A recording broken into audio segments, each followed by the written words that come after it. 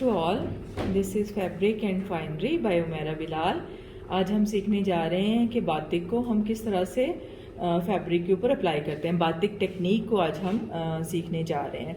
सबसे पहले हम देख लेते हैं कि उसमें हमें मटेरियल कौन कौन से रिक्वायर्ड हैं और हमने वैक्स को किस तरह से अप्लाई करना है, फिर डाई को हम किस तरह से अप्लाई करेंगे और फिर हम वैक्स का रिमूवल किस तरह से करेंगे।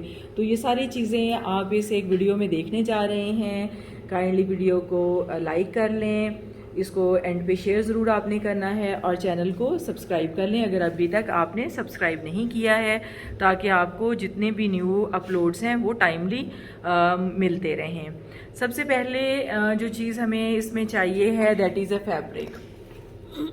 अब यहाँ पे ये देखें, मैंने एक कॉटन फैब्रिक लिया है ऑफ मीडियम थिकनेस। ठीक है, हम इसमें थिन फैब्रिक को भी यूज़ कर सकते हैं, इवन इससे हम ज़्यादा थिकर फैब्रिक को भी यूज़ कर सकते हैं और इसी तरह से हम सिल्क के ऊपर भी इसको कर सकते हैं। ठीक है, तो हम डिफरेंट किस्म के मटेरियल्स को यूज़ कर सकते हैं, लेकिन एज अ बिगनर जब हमने थोड़ी सी प्रैक्टिस करनी होती है तो हम सबसे पहले उस फैब्रिक को लेते हैं जिसको सबसे ईजी डील करना हो।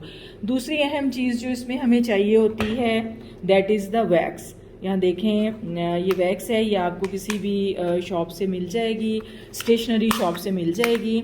और ये जो बातिक वैक्स इसको हम कहते हैं। और बेसिकली जो बातिक वैक्स है ये दो वैक्सेस की का कॉम्बिनेशन होती है। One is the paraffin wax and other is the bees wax.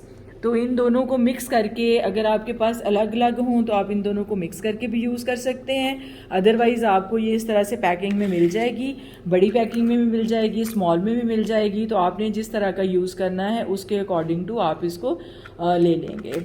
तीसरी जो अहम चीज़ है वो हमें इसमें ब्रशेस चाहिए होते हैं। ठीक है, आपके पास एक पैकेट होना चाहिए डिफरेंट साइजेस के ब्रशेस का, जिसमें हम अपने डिज़ाइन के अकॉर्डिंग टू, डिज़ाइन की या हमारी लाइंस की जितनी थिकनेस होती है उसके अकॉर्डिंग टू हम ब्रश को यूज़ करते हैं। यहाँ पे मेरे पास और भी ब्रशेस मौजूद हैं, आप इनको डिटेल में ध्यान से देख सकते हैं। इसमें कुछ वाइडर वाले हैं और कुछ बिल्कुल पॉइंटेड और बारीक वाले हैं। जब बारीक डिटेल्स देनी होगी तो हम बारीक वालों को यूज़ करेंगे और जब हमने मार्बलिंग करनी होती है तो हम वाइडर वाले यूज़ करते हैं। ठीक है, और एक और चीज़ जो है हमें जिसकी बहुत ज़्यादा ज़रूरत पड़ती है दैट इज़ अ फ्रेम। यहाँ पे मैं चूँकि एक सैम्पल प्रिपेयर कर रही हूँ तो मैं ये एम्ब्रॉयडरी फ्रेम को एक मीडियम साइज़ के को यूज़ कर रही हूँ। लेकिन जब हमने लार्जर स्केल पे, लाइक हमने साड़ीज़ को बनाना है, हमने दुपट्टास को बनाना है, हमने स्कार्फ्स को बनाना है, तो हम बड़े वाले फ्रेम्स को, वुडन फ्रेम्स को यूज़ करते हैं। और जी ये देखें, वैक्स को मैंने एक स्टील के बोल में डाल दिया है और वैक्स को अप्लाई करने के लिए हमेशा हम डबल बॉयलर का यूज़ करते हैं। यहाँ आपने एक बड़ा स्टील का कंटेनर लेना है, उसके अंदर आप सैंड रख लें।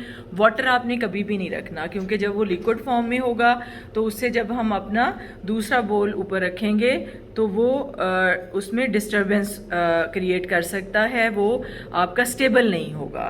तो ये यूज़ करने में स्टेबल होता है। तो इस तरह से ये देखें, आप इस डबल बॉयलर को अच्छी तरह से देख लें कि हमारे पास एक बड़ा स्टील का कंटेनर है, उसके अंदर हमने सैंड रखी है, उसके अंदर हमने एक दूसरा स्टील का कंटेनर रखा है और उसके अंदर वैक्स रखी है।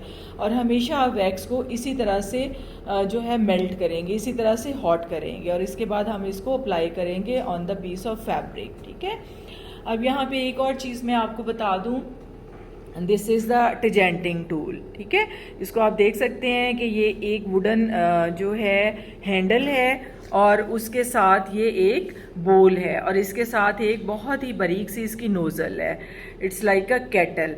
तो हम इसको भी यूज़ करते हैं जहाँ पे हमने बहुत डिटेल की जो है, बहुत ज़्यादा इंट्रिकेट डिटेल्स देनी हो, वहाँ पे हम इसका यूज़ करते हैं। और जो चीज़ इसके साथ साथ हमें चाहिए होती है दैट इज़ अ डाई। हमें डाई चाहिए होगा क्योंकि हमने इसको बातिक को अप्लाई करने के बाद फिर हमने उसकी डाइंग करनी है। और जब भी आप डाइंग का कोई भी काम करें तो एक चीज़ आप अपने साथ मस्ट रखें, दैट इज़ द ग्लव्स। वो ग्लव्स हैं क्योंकि हमने अपने हाथों को बचाना है। आप काम करते हुए एप्रन का यूज़ करें अपने कपड़ों को बचाने के लिए, और इसी तरह से अपने हाथों को बचाने के लिए डाई से आप इन ग्लव्स का यूज़ करेंगे। Here is a pair of gloves. ये आम आपको किसी भी शॉप से मिल जाते हैं, आपको ग्रॉसरी वाले स्टोर से भी मिल जाएंगे, मेडिकल स्टोर से भी मिल जाएंगे। तो हम इन ग्लव्स का यूज़ करें। जी व्यूअर्स, ये देखें, ये हमारी जो वैक्स है ये मेल्ट हो रही है और अब हमने इसको पूरा, जब तक ये अच्छी तरह से मेल्ट हो जाएगी फिर हमने इसकी एप्लीकेशन शुरू करनी है, क्योंकि अगर हमारी वैक्स कोल्ड होगी तो वो फैब्रिक में प्रॉपरली पेनिट्रेट नहीं होगी, और जब वो प्रॉपरली पेनिट्रेट नहीं होगी तो वो कलर को रेजिस्ट नहीं करेगी। जी ये देखिए, हमारी वैक्स जो है वो अच्छे से हॉट हो चुकी है। तो आपने वैक्स को बहुत अच्छे से हॉट करना है, इसको इतना इस तरह से ना हो, क्योंकि अगर ये फ्लेक्स बनाएगी, पेनिट्रेट नहीं होगी हमारी वैक्स फैब्रिक के अंदर, तो हमारा कलर ब्लीड करेगा और उसका अप्रोप्रिएट इफेक्ट नहीं आएगा, उसमें डिफेक्ट्स आएंगे। और यहाँ पे आप देखेंगे जो भी आपने मोटिव बनाना है उसको आप पहले एक वाइट पेपर के ऊपर ड्रॉ कर लें, और उसके बाद आप उसको जो है एक मार्कर के साथ, ब्लैक मार्कर के साथ उसकी आउटलाइन कर लें। ठीक है, कभी भी फैब्रिक के ऊपर डायरेक्ट पेंसिल से या मार्कर से या किसी भी चीज़ के साथ अपने मोटिव्स को ड्रॉ नहीं करते, क्योंकि जब वैक्स रिमूव होती है तो उसके बाद वो जो उसके निशान रह जाते हैं वो अच्छे नहीं लगते हैं, और उससे आपका काम जो है वो एक उसमें प्रोफेशनल लुक नहीं आती है। तो इसलिए बेहतर ये होता है कि आप या तो फ्री हैंड इसके ऊपर बनाएं वैक्स के साथ, या फिर दूसरा इसका वे ये है कि अगर कोई आप ऐसा डिज़ाइन चाहते हैं तो उसको पहले आप वाइट पेपर के ऊपर ड्रॉ कर लें और उसकी आउटलाइन कर लें, और अपने बाद में जो फैब्रिक, जिसको कि यहाँ पे मैंने एक फ्रेम के अंदर स्ट्रेच कर लिया है। बेसिकली यहाँ फैब्रिक का पर्पज़ है फ्रेम में स्ट्रेच करना। तो यहाँ छोटा हमारा मोटिव था तो हम एम्ब्रॉयडरी फ्रेम यूज़ कर रहे हैं, अदरवाइज़ हम बड़े वुडन फ्रेम्स जो अड्डे का काम करने के लिए यूज़ होते हैं ना, वो हम यूज़ कर सकते हैं। अब देखिए, हम यहाँ पे इसको रख रहे हैं, आप इसको देख सकते हो कि हमारा जो डिज़ाइन है इसके अंदर से हमें क्लियरली नज़र आ रहा है, और इधर जो है वो हमारी वैक्स भी जो है वो हॉट हो चुकी है। ठीक है, अब हमने ब्रश की मदद से इस हॉट वैक्स को अप्लाई करना है इस फैब्रिक के ऊपर।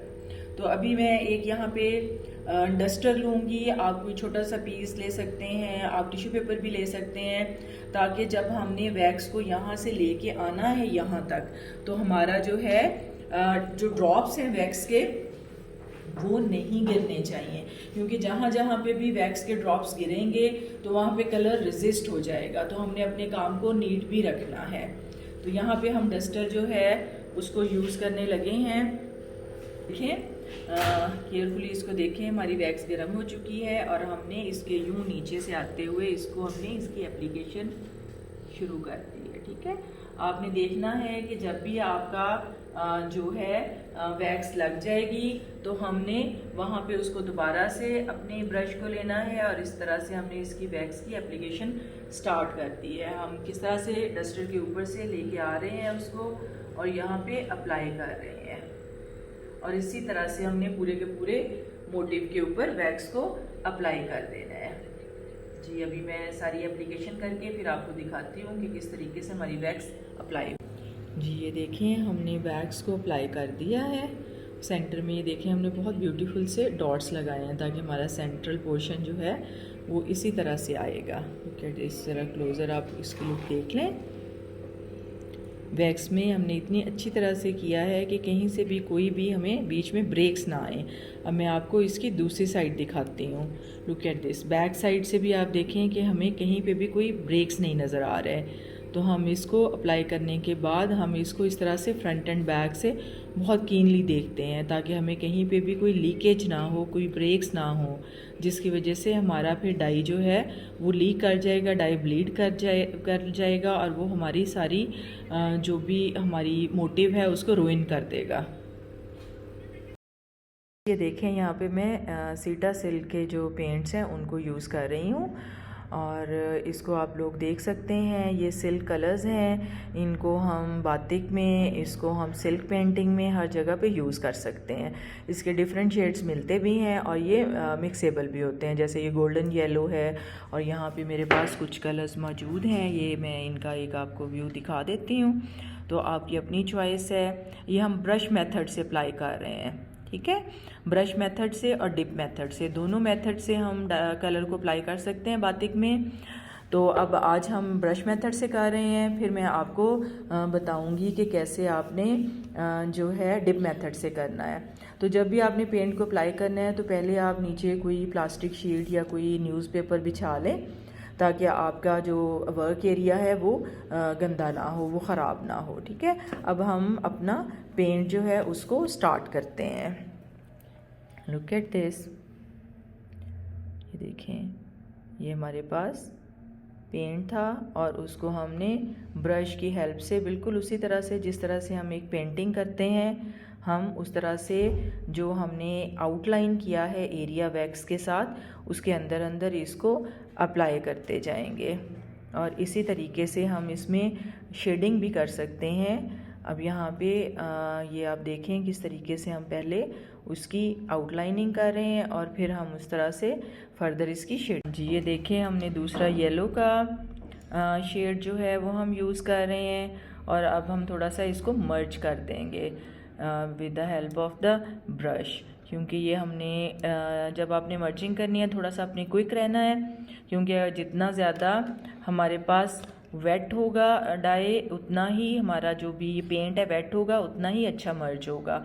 अगर हम उसको ड्राई कर लेंगे तो फिर उसकी जो मर्जिंग है वो डिफ़िकल्ट हो जाती है। जी ये देखें, हम इसको क्विकली इसमें कलर को दो कलर्स का इफ़ेक्ट दे रहे हैं quickly with yellow and the maroon, जो सिल्क पेंट्स हैं उनके थ्रू हम अप्लाई कर रहे हैं।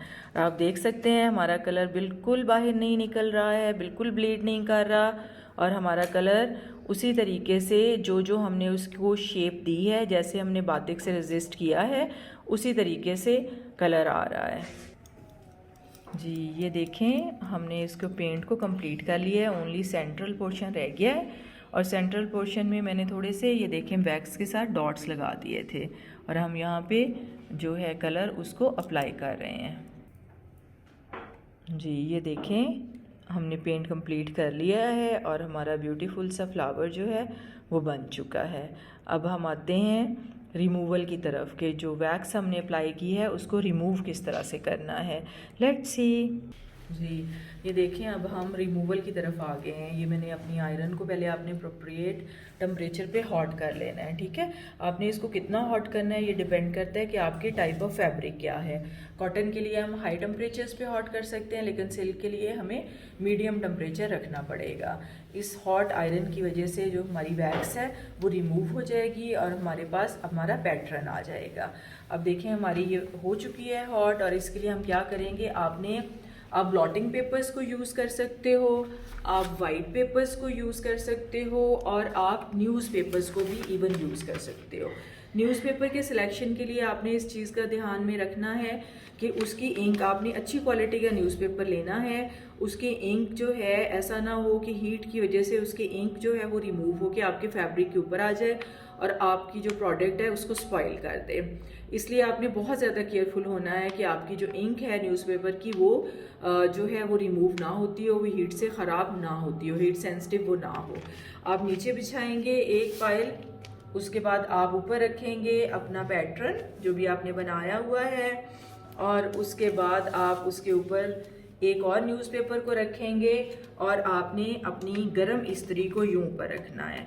ठीक है, इस तरह से आप ऊपर रखेंगे, उसके थोड़ी देर के लिए उसको ऊपर रखेंगे और फिर आप उसको रिमूव करते जाएंगे। ये देखें, आपको अगर वीडियो में नज़र आ रहे हैं तो इसके अंदर से फ्यूम्स आपको उड़ते हुए नज़र आ रहे होंगे। ये थोड़े फ्यूम्स हमें आ रहे हैं, तो ये इस तरह से हम इस तरीके से इसको रिमूव करते हैं। अभी हम देखते हैं, ये देखिए हमने वैक्स को, ये देखिए हमने रिमूव कर लिया। लुक एट दिस, न्यूज़पेपर के ऊपर हमारी वैक्स आ गई है, वो वाला पैटर्न हमारा यहाँ आ गया है। और इस तरीके से हमारा जो फैब्रिक है उसके ऊपर से अप्रोप्रिएटली जो है वो रिमूव हो चुकी है वैक्स, और हम देख सकते हैं कि हमारा फैब्रिक दोबारा से बिल्कुल सॉफ्ट बन गया है जिस तरह से पहले हमारा फैब्रिक था, और आपको यहाँ पे कोई वैक्स की नहीं नज़र आ रही है। दिस इज़ हाउ हम बातिक की वैक्स को रिमूव करते हैं। इसको कभी भी आपने पानी में गर्म नहीं करना है, क्योंकि पानी में गर्म करने से अगर आपकी डाइज जो हैं वो हीट सेंसिटिव हैं तो वो डाई स्पॉइल हो जाएंगी, ठीक है। और इस वाली एप्लीकेशन को बार बार आप न्यूज़पेपर और आयनिंग की एप्लीकेशन को आप बार बार यूज़ कर सकते हैं जब तक कि आपका यहाँ से कंप्लीट रिमूवल ना हो जाए। So this is all. अब हम नेक्स्ट वीडियो में मैं आपको बताऊंगी कि किस तरह से टिजेंटिंग के टूल के साथ हम अपने पैटर्न्स को बना सकते हैं। तब तक इंतज़ार कीजिए मेरी नई वीडियो का, सब्सक्राइब कीजिए, लाइक कीजिए, शेयर कीजिए, ताकि ये बहुत सारे लोगों तक पहुंच सके और लोग इससे फ़ायदा उठा सकें। Thank you so much. Allah हाफिज़।